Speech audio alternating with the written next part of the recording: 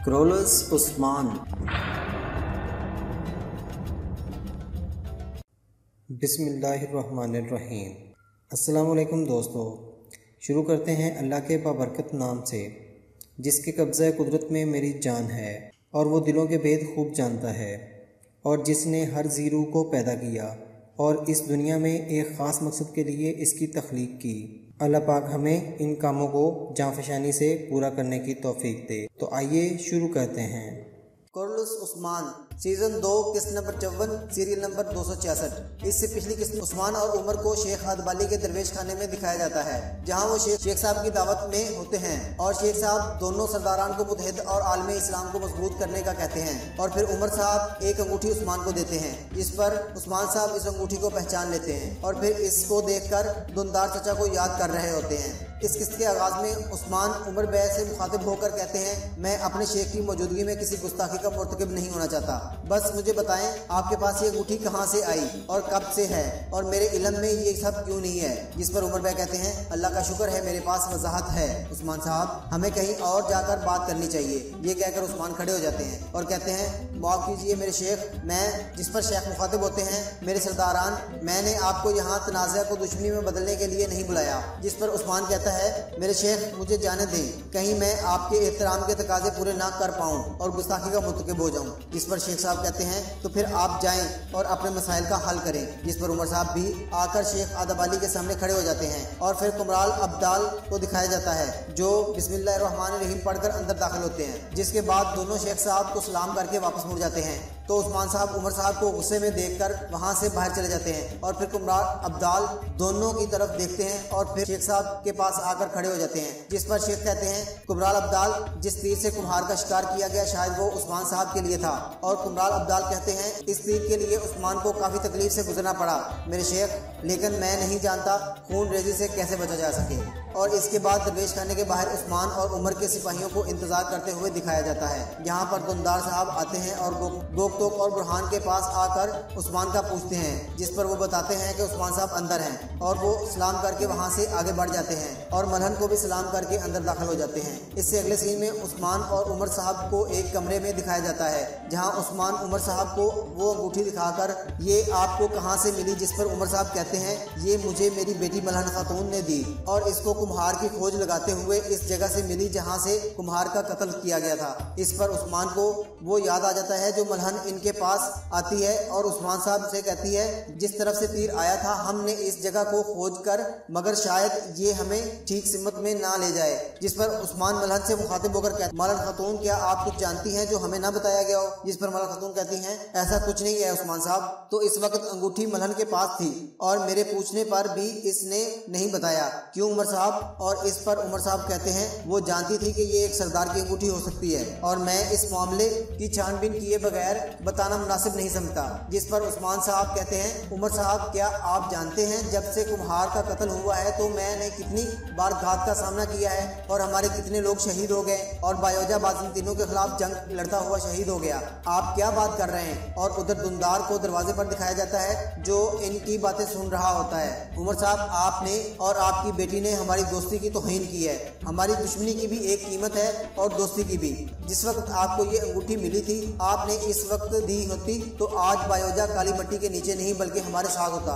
जब मैं इस गद्दार का पीछा कर रहा था तो आप इस गद्दार को बचाने में लगे हुए थे उमर साहब। और दरवाजे पर खड़ा गद्दार दुनदार कहता है, आह उस्मान। उमर कहता है, उस्मान, ये अल्फाज कहना बहुत मुश्किल है। फिर उस्मान गुस्से से उमर साहब के पास आता है और कुछ सोचने के बाद तेजी से दरवाजे की तरफ बढ़ जाता है और दुनदार भी खुद को बचाने के लिए साथ दूसरे दरवाजे पर दाखिल हो जाता है और उस्मान दरवाजा खोलकर एक तरफ चला जाता है और दुनदार अंदर अपने गले पर कमान की रस्सी की तकलीफ को महसूस कर रहा होता है और दरवाजे को दबा रहा होता है। इसके बाद उस्मान तेजी से दाखिली दरवाजे से बाहर आते हैं। जिस पर मलहन कहती है, क्या हम बात कर सकते हैं उस्मान साहब। जब वक्त आएगा तो मैं आपसे बात करूंगा। मगर अभी अपने बाबा के पास जाओ और तुम लोग सोचो कितने लोगों का खून तुम्हारे सर पर है। जिस पर मलन कहती है, ये कैसा इल्जाम है उस्मान साहब, ऐसा क्या कर दिया हमने जो इतना बड़ा इल्जाम लगा रहे हैं, और इन बातों के बारे में सोचें जो आप मुझसे छुपाती रही हैं। और मलन कहती है, ऐसा क्या है जो मैंने आपसे छुपाया है उस्मान कहता है, आज मैं इस गद्दार के अलावा किसी से बात भी नहीं करना चाहता, क्योंकि ऐसा ना हो कोई मेरे गजब का शिकार हो जाए। इसके बाद उमर साहब बाहर आते हैं तो इनके सिपाही आगे बढ़ते हैं तो उस्मान साहब भी अपने सिपाहियों के साथ आगे की तरफ बढ़ जाते हैं और कहते हैं, दुमदार चचा को मेरे पास लेकर आओ, अगर हो सके तो इसको घसीट कर मेरे पास लाओ। जिस पर बुरहान कहता है, हुजूर वो अभी इधर ही दाखिल हुए हैं। जिस पर उस्मान रुक जाता है और वापस मुड़कर अपनी तलवारें लेता है और कहता है, सिपाहियों चारों इतराफ से इसे घेर लो, इसको ढूंढ कर मेरे पास ले आओ। और अंदर दाखिल होते ही कहता है, इसको ऊपर तलाश करो। और इधर दुमदार कमरे में खड़ा ये सब सुन लेता है और फिर सिपाहियों को दिखाया जाता है जो दरगाह के सब कमरों में दुमदार को तलाश कर रहे होते हैं। और उस्मान भी एक कमरे में दाखिल होता है और फिर इससे मुल्हिका दरवाजे में दाखिल होता है जहां एक टोकरी पड़ी होती है। फिर वापस जाने लगता है तो कुछ सोचकर रुक जाता है और फिर अपनी तलवार निकालकर इस टोकरी की तरफ बढ़ता है और फिर तलवार टोकरी पर रखकर इसके ऊपर से कपड़ा उतार देता है तो ये खाली होती है और इसको गुस्से से देखकर अपनी तलवार न्याम में रख लेता है। और फिर सारे सिपाही दरवाजे पर इसको मिलते हैं और कहते हैं, हुजूर वो नहीं है। जिस पर उस्मान कहता है, इसकी हर जगह तलाश करो, हर जगह तेजी से जाओ और जल्दी करो। और फिर दुमदार को दिखाया जाता है जो एक दरवाजे से बाहर आता है और एहतियात से इधर उधर देखकर जैसे ही आगे बढ़ने लगता है तो एक तरफ से गोकटोक आता है और रुककर इधर उधर का जायजा लेता है और फिर कहता है, भाइयों इस तरफ बढ़ो कहते हुए एक तरफ चले जाते हैं। और जैसे ही दुमदार एक तरफ जाने लगता है तो इसको आवाजें आने लगती हैं, तलाश करो सिपाहियों, इसको हर तरफ तलाश करो, दुमदार को ढूंढे बगैर वापस नहीं आना। और इस पर दुमदार वापस पलट जाता है और एक दुकान के बाहर पड़े सामान के पास दुकान में छुप जाता है और सिपाही बाहर से देखकर चले जाते हैं और फिर एक जगह इकट्ठे हो जाते हैं। और फिर बुरहान कहता है, चलो सिपाहियों, और वो भागते हुए उस्मान के पास जाते हैं और गोकटोक कहते हैं, भाई हमने दुमदार को हर जगह तलाश कर लिया, वो कहीं नहीं मिला। जिस पर वो आगे बढ़ने लगते हैं तो अदवाली साहब बाहर आकर कहते हैं, उस्मान साहब, जिसके साथ ही इनके दरवेश और कुमराल अब्दाल भी साथ होते हैं। और उस्मान इनको देखकर वापस पलट जाते हैं और पास आकर कहते हैं, मेरे शेख मुझे माफ कर दें, मैं अचानक चला गया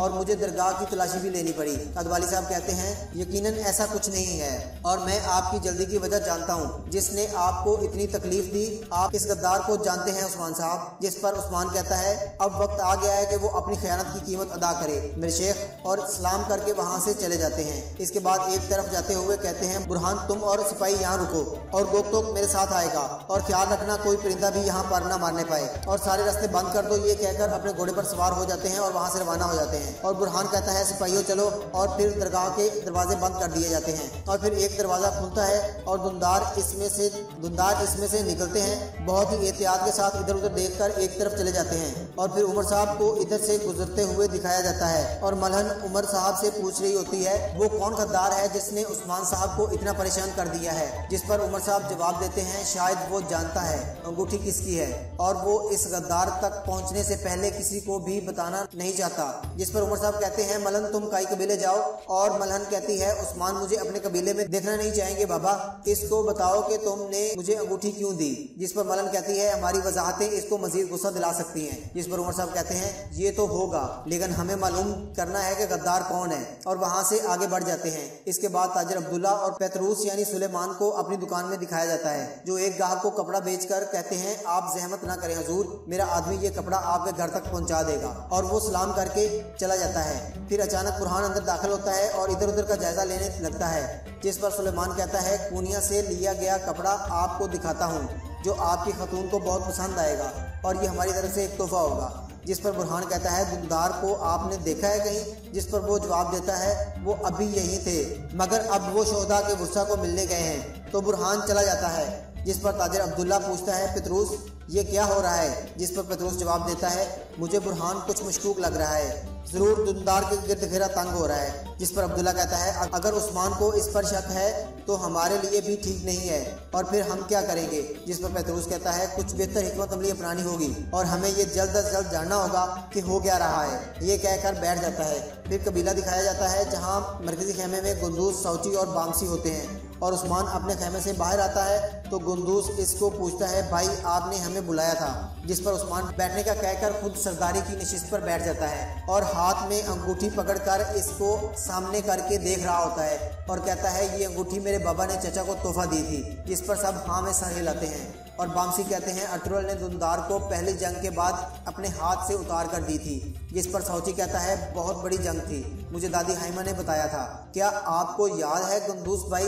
जिस पर गुंदूस कहता है इस जंग में काफरों ने दुंदार चचा को कैद कर लिया था और दादी जान ने सिसकते हुए ये बात कबीले में बताई थी, जिस पर बामसी कहता है अल्लाह पाक इन सब की रूहों को जन्नत में जगह दे, जिस पर सब आमीन कहते हैं। इसके बाद उस्मान अपनी अंगूठी को दबाकर कहता है काश इस वक्त मेरे बाबा की ये अंगूठी एक चाकू बन जाती और दादी के आंसू खुश्क हो जाते और चचा का सर तन से जुदा कर दिया जाता। और अंगूठी ऊपर उछालकर अपना खंजर फेंक देता है और इस अंगूठी को मरकजी खेमे के दरवाजे में गाड़ देता है, जबकि सब हैरानी से उस्मान को देख रहे होते हैं। जिस पर सौची पूछता है ये सब क्या है उस्मान भाई? और उस्मान कहते हैं मेरे चचा मेरे बाबा के दिल के बहुत करीब थे, मगर हमारे दिलों को चीर डाला और वो मेरी दादी के आंसुओं का सबब बने और अब हम इनकी वजह से खून के आंसू बहा रहे हैं। ये मेरे अबाओ अजदाद की सांसें था और अब हमारी सांसें खुश्क कर रहा है। मेरे चचा मेरे अजदाद और आगोज के तमाम सरदारान की तरफ से लानत हो तुम पर। जिस पर बामसी बिलबिला उठते हैं क्या हुआ उस्मान साहब? आपने कभी भी किसी पर लानत नहीं भेजी और आपके बाबा और इनके अजदाद को आपके अल्फाज पर इनकी कब्रों में तकलीफ होगी उस्मान साहब। और ऐसी क्या वजह है कि आप अपनी मीठी जुबान से इस तरह के अल्फाज बोल रहे हैं? जिस पर उस्मान खड़े होकर कहते हैं काश मैं ये अल्फाज कहने के लिए जिंदा ना रहता बामसी साहब, ताकि आप ये अल्फाज सुन ही ना पाते। जिस पर गुंदूस कहता है हमें नहीं मालूम मेरे भाई, हमें बताएं आखिर क्या हुआ है। जिस पर उस्मान कहता है वो पोप के कुत्ते नेकोला और ये सब मिले हुए हैं, हमारे चचा दुमदार साहब भी इनमें शामिल हैं। जिस पर सब परेशान होकर पीछे हट जाते हैं और कहते हैं क्या?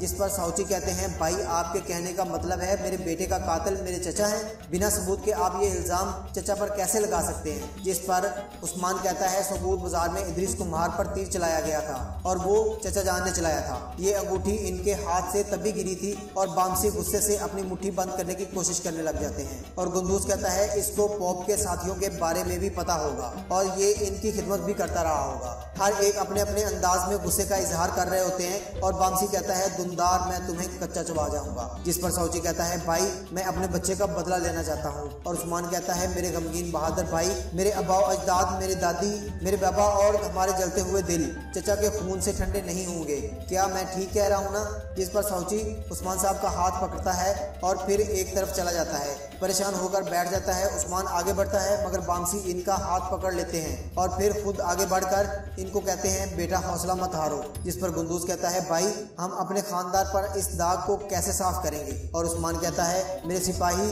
इसे सबूत और हर जगह तलाश कर रहे हैं, जब तक वो पकड़ा नहीं जाता इस वक्त तक किसी को इसकी खबर नहीं होनी चाहिए। और बामसी अपने हाथ से तलवार निकालने की कोशिश कर रहे होते हैं और फिर उस्मान बामसी की तरफ देखते हुए कहते हैं जब तक दुमदार हमें नहीं मिल जाता इस वक्त तक हमारे हथियार बाहर नहीं निकलेंगे। और बामसी अपनी तलवार वापस रख लेते हैं और हमें ऐसा ही करना होगा।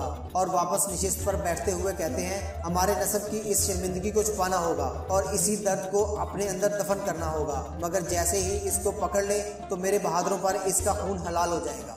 और इसके साथ ही इस किस्त का इख्तिताम हो जाता है। कल हाजिर होंगे इंशाल्लाह एक नई किस्त के साथ। अगर आपने हमारा चैनल सब्सक्राइब नहीं किया तो इसको सब्सक्राइब कर लें ताकि आपको नई इन्फॉर्मेशन मिलती रहे।